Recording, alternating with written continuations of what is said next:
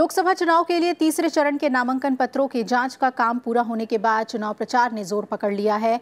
सभी पार्टियों के दिग्गज चुनाव प्रचार में जुटे हैं। छत्तीसगढ़ के बालोड़ में प्रधानमंत्री नरेंद्र मोदी ने अपनी जनसभा में कहा कि कांग्रेस ने अपने घोषणा पत्र में सेना को कमजोर करने की बात कही है।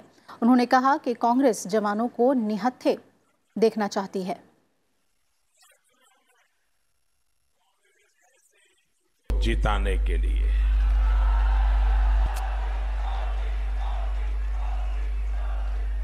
कांग्रेस के और उनके साथी चुनाव लड़ रहे हैं जनता की गाढ़ी कमाई को लूटने के लिए।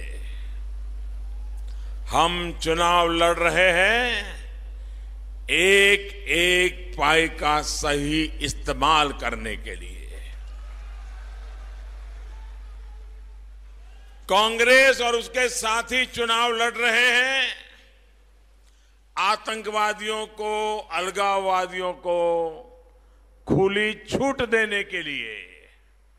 हम चुनाव लड़ रहे हैं आतंकवादियों को, अलगाववादियों को उनके किए पापों की सजा देने के लिए। और विशाल प्रधानमंत्री ने महाराष्ट्र के नांदेड़ में एक जनसभा को संबोधित किया। इस मौके पर उन्होंने कहा कि कांग्रेस देश को तोड़ना चाहती है। कांग्रेस के समय रक्षा सौदों में घूस लिए गए। गुड़ी पड़वाचा खूब खूब शुभेच्छा। प्रधानमंत्री नरेंद्र मोदी आज ओडिशा दौरे पर भी पहुंचे, जहां उन्होंने सोनितपुर में जनसभा को संबोधित किया। प्रधानमंत्री ने लोगों को संबोधित करते हुए कहा कि कांग्रेस और बीजेडी को गरीबी में अपनी राजनीतिक फसल दिखती है। इसी कारण से ओडिशा सहित देश के एक बड़े हिस्से को बदहाली में जीने के लिए मजबूर रखा गया। घर में खाना पकाने के लिए असल में कांग्रेस और बीजेडी को गरीबी में अपनी राजनीतिक फसल दिखती है। यही कारण है कि ओडिशा सहित देश के एक बड़े हिस्से को इतने दशकों तक बदहाली में जीने के लिए मजबूर रखा गया। कांग्रेस के पास पूरा अवसर था, दशकों का समय था कि वो अमीरी गरीबी के बीच की खाई को कम कर सके। लेकिन उसने क्या किया? कांग्रेस ने समाज में ऊंच नीच का ऐसा जहर बोया, विकास में भी ऐसा भेदभाव किया कि देश का एक बहुत बड़ा हिस्सा आगे ही नहीं बढ़ पाया। और इससे पहले प्रधानमंत्री ने सुंदरगढ़ में भी जनसभा को संबोधित किया। उन्होंने कहा कि मजबूत भारत के लिए मजबूत सरकार जरूरी है। राज्य की नवीन पटनायक सरकार पर निशाना साधते हुए उन्होंने कहा कि क्षेत्र के आधार पर जो भेदभाव ओडिशा की बीजेडी सरकार कर रही है, ऐसा ही भेदभाव कांग्रेस और उसके सहयोगियों ने भी दशकों से पूरे पूर्वी भारत के साथ किया है।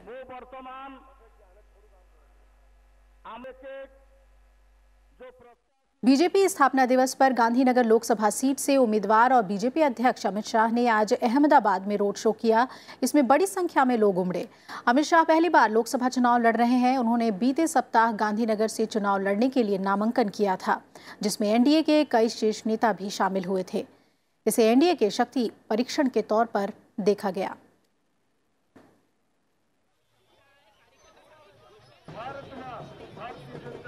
इसके अलावा बीजेपी अध्यक्ष अमित शाह ने गांधीनगर में भी रोड शो किया। अमित शाह गांधीनगर से चुनाव लड़ रहे हैं। रोड शो में काफी संख्या में लोग शामिल हुए।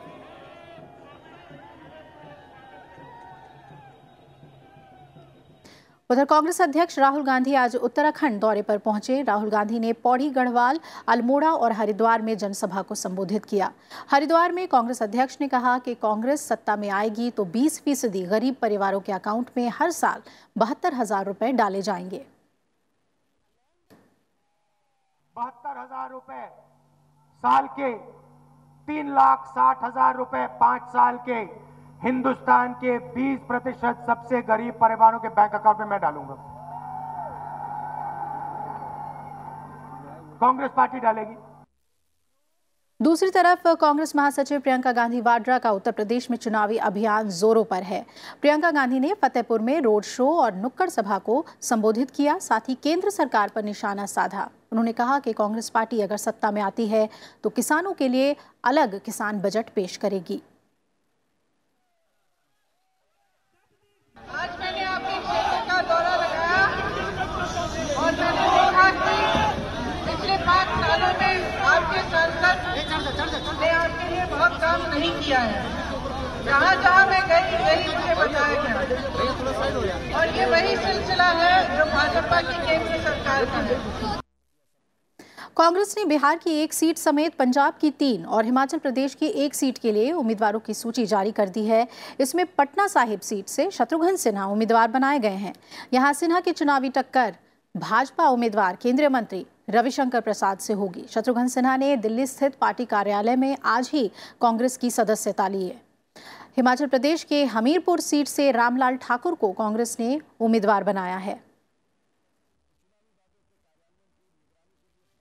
और इसके अलावा बीजेपी ने भी अपने 24 उम्मीदवारों की लिस्ट जारी कर दी है। पार्टी ने हरियाणा, मध्य प्रदेश, उत्तर प्रदेश और राजस्थान की सीटों के लिए प्रत्याशियों के ऐलान किए हैं। बीजेपी ने मध्य प्रदेश की हाई प्रोफाइल सीट छिंदवाड़ा से नाथन शाह को टिकट दिया है। नाथन शाह का मुकाबला मध्य प्रदेश के मुख्यमंत्री कमलनाथ के बेटे नकुल नाथ से होगा। वहीं उत्तर प्रदेश के फूलपुर से केसरी पटेल को टिकट मिला है। पार्टी ने इसके अलावा ओडिशा में होने वाले विधानसभा चुनाव के लिए 2 उम्मीदवार, मध्य प्रदेश और उत्तर प्रदेश की एक विधानसभा सीटों पर होने वाले उपचुनाव के लिए भी उम्मीदवारों की घोषणा की है।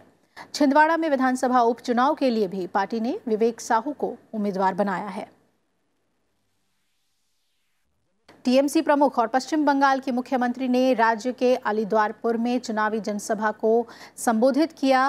ममता बनर्जी ने केंद्र की बीजेपी सरकार पर साल 2014 में किए गए वादों को पूरा न करने का आरोप लगाया। ममता बनर्जी ने एनआरसी और नागरिकता विधेयक को बीजेपी की वैध नागरिकों को विदेशी बनाने की चाल करार दिया। उन्होंने लोगों से टीएमसी को जीत दिलाने की अपील की और दावा किया कि केंद्र में नई सरकार बनेगी तो टीएमसी की बड़ी भूमिका होगी।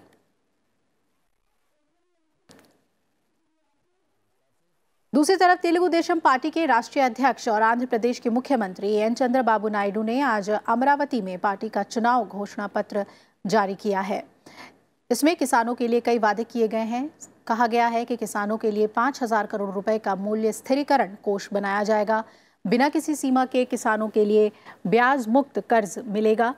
वहीं सिंचाई योजनाओं के विकास के साथ सिंचाई के लिए मुफ्त 12 घंटे बिजली का वादा भी घोषणा पत्र में किया गया है। वृद्धावस्था पेंशन पात्रता आयु 65 से घटकर 60 साल करने के साथ इसे बढ़ाकर 3,000 रुपए करने का वादा भी किया गया है।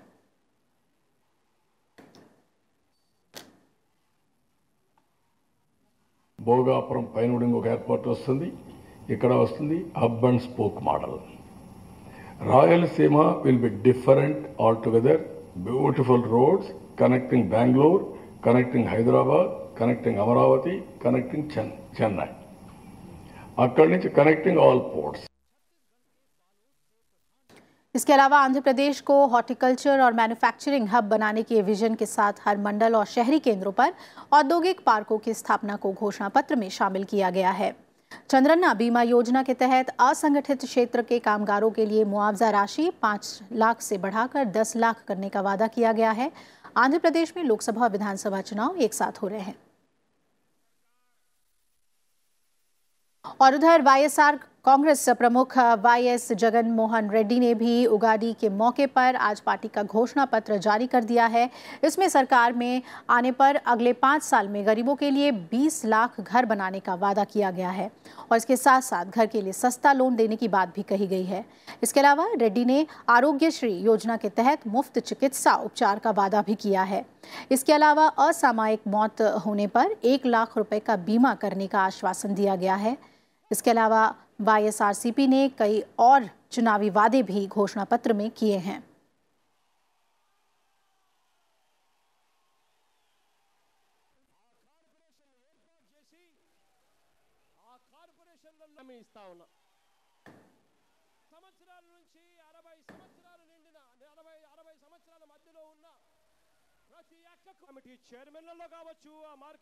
और आइए रुक कर लेते हैं हैदराबाद का। मेरी सहयोगी कृति मौजूद है वहां पे। कृति, जानना चाहेंगे आपसे कि किस तरह का चुनावी समीकरण वहां राजनीतिक देखने को मिल रहा है और खासतौर पे आज मैनिफेस्टो जारी हुए हैं पार्टियों की ओर से।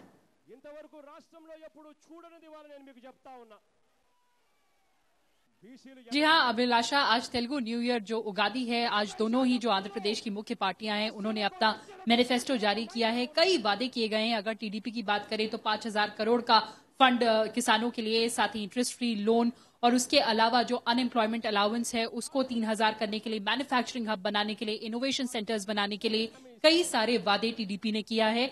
वही उसके उलट अगर हम वाईएसआरसीपी की बात करें तो उन्होंने भी किसानों को साधने की कोशिश की है और कहा है कि इन्वेस्टमेंट हम देंगे किसानों को, जो फार्मर्स हैं उनको 12,500 एनुअली, साथ ही interest free loan, free insurance और अनएम्प्लॉयमेंट उन्होंने भी कहा है कि उसको हटाने के लिए जो सरकारी, जो आंध्र प्रदेश सरकार में तकरीबन 2 लाख से ज्यादा जो नियुक्तियां होनी है वो उन्होंने कहा है कि अगर उनकी पार्टी को बहुमत मिला तो वो नियुक्तियां पूरी भरी जाएंगी। इसके अलावा कई और वादे किए गए हैं दोनों ही पार्टियों की तरफ से, लेकिन चुनावी चौसर में जो एक्सपर्ट्स हैं वो यही बोल रहे हैं कि ऑलरेडी जो स्टेट है उसका डेफिसिट तकरीबन 24,000 करोड़ रुपए का है और अगर इन दोनों पार्टियों में से किसी का भी चुनावी वादा पूरा होता है तो स्टेट पर जो वो बर्डन होगा तकरीबन 2 लाख करोड़ का होगा। ऐसे में ये कैसे जो वादे हैं, चुनावी वादे, वो पूरे हो सकेंगे, ये प्रश्न सभी एक्सपर्ट्स आज इन दोनों पार्टियों से पूछ रहे हैं। अभिलाषा।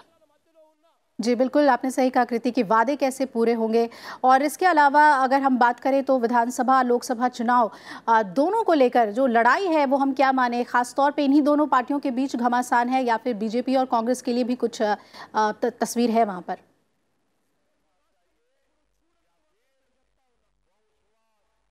जी देखिए, अभी जो जानकार हैं वो यही मान रहे हैं कि जो बेसिक लड़ाई है वो वाईएसआरसीपी और टीडीपी के बीच में है। हालांकि बीजेपी भी काफी कॉन्फिडेंट है कि जो सेंट्रल सेक्टर स्कीम्स हैं और प्राइम मिनिस्टर मोदी का जो करिश्मा है उसकी वजह से आंध्र प्रदेश में उसको भी काफी बढ़त मिलेगी। वहीं कांग्रेस जो कि 2014 का जो जिस तरह से बाइफिकेशन हुआ था उससे उसको आंध्र प्रदेश में काफी नुकसान हुआ है, लेकिन अभी भी कांग्रेस की कोशिश है कि इस बार, जैसा कि हमने देखा कि पिछली बार परफॉर्मेंस कांग्रेस पार्टी का बेहद खराब रहा था, इस बार कोशिश है कांग्रेस पार्टी की भी, लेकिन टीडीपी और वाईएसआरसीपी ही मेन चैलेंजर एक दूसरे के देखे जा रहे हैं। चलिए कृति, बहुत बहुत शुक्रिया आपका चुनाव से जुड़ी हुई ये अहम जानकारी हमें हैदराबाद से देने के लिए।